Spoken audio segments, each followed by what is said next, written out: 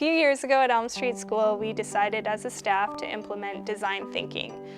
This year, I chose to give my class of grade 5 students the challenge to design a classroom environment where every type of learner would be successful. I guided them through the process, but the end product was all of them. So here are my students with the rest of the story. Classroom Environment Design Project, a design thinking project that follows the original design thinking process. Students channel the optimism of a designer, the resourcefulness of a hacker, and the playfulness of a maker. During this stage, we brainstormed what our perfect classroom would be like. Any idea was welcome. The crazier, the better. After brainstorming individually, we went through a process called speed dating. After speed dating, we broke into smaller groups and came up with preliminary plans and surveys for finding out what all students wanted in their ideal classroom. After gathering the information from all the students in our classroom, each group went to work on what they thought would be the ideal setup for the classroom with the information that we had.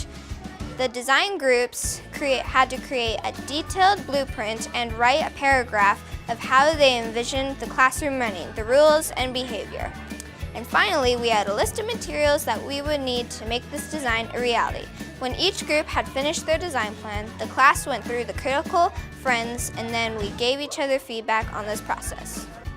After receiving critical friends' feedback from our classmates, we came together as a class to talk about the different features in each design we really liked and wanted to include in our final ideas. We decided that different settings and different tables and a different way of choosing where we sit were the most important things to us.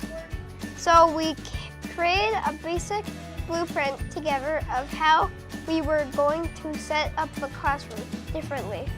As a class, we also came up with a class contract of what these changes would mean for our behavior.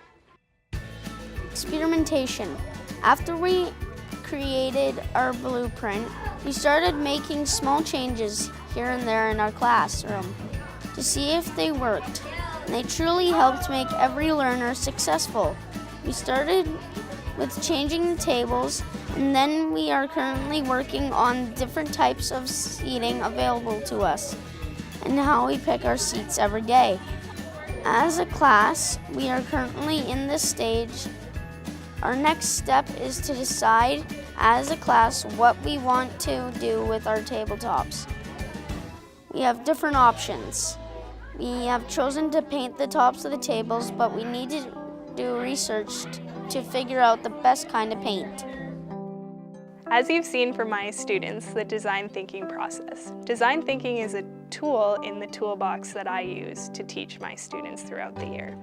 I also use project-based learning, which is very similar to design thinking, but in project-based learning, I give them the end result, and in design thinking, students are instrumental in creating the end result.